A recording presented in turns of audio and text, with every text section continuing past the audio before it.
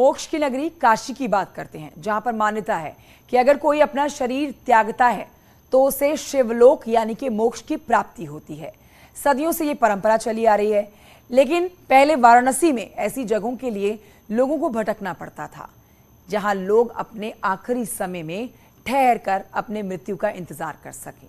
अब सरकार ने यहाँ मोक्ष भवन तैयार किया है, जहां लोग सभी सुविधाओं के साथ अपने जीवन की अंतिम सांसें यहां ले सकेंगे और काशी में अपना देह त्याग सकेंगे।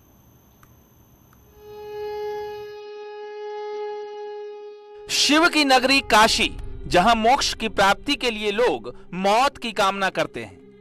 काशी में मौत उत्सव के रूप में मनाया जाता है, क्योंकि यहाँ पे महादेव मोक्ष देते हैं। मान्यता है कि यहाँ अगर किसी की मृत्यु हो तो वो सीधे मोक्ष को प्राप्त होता है। कहा जाता है ये कि यहाँ पर अंतिम सांस जो भी लेता है उसे महादेव तारक मंत्र देकर सीधा मोक्ष प्राप्ति देते हैं, मोक्ष का आशीर्वाद देते हैं।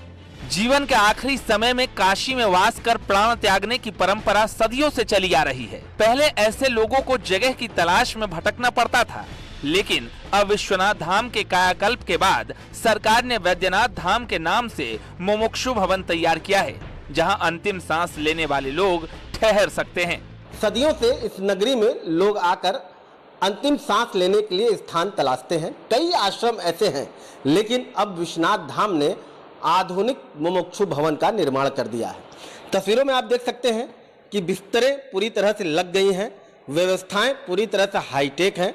बिस्तरों के बीच में अलमारी से लेकर सारी व्यवस्थाएं दी गई हैं और इस पूरे हॉल में खाने से लेकर शौचालय से लेकर रसोई घर तक दिया गया है। लेकिन उसमें सवाल या फिर अगर ये है कि यहाँ के क्या लोग जो बुजुर्ग हैं वो खुद भोजन बनाएंगे, तो ऐसा कुछ नहीं है। यहाँ पर पूरी व्यवस्थाएं दी गई हैं।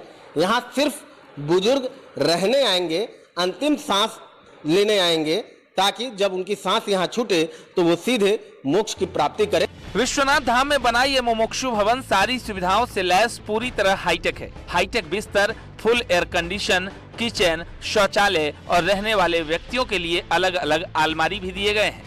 सर 40 लगे हुए हैं और इंतजाम के रूप में देखें तो उनके खाने का सबसे पहले देखा जाता है तो उनको एक साधारण खाना दिया जाएगा, जिससे हम देखते हैं कि किस एज पर कौन सा खाना दिया जाता है।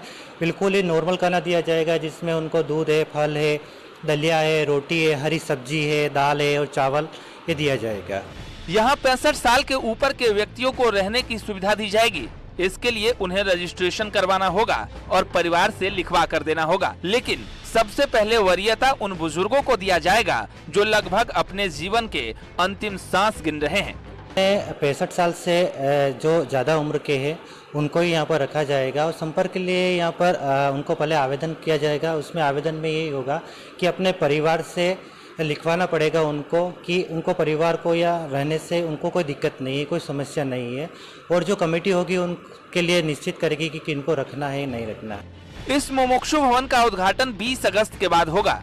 विश्वनाथ धाम परिसर में बने इस वैद्यनाथ धाम में रुककर अब लोग मृत्यु को प्राप्त कर मोक्ष का मार्ग प्रशस्त कर सकेंगे।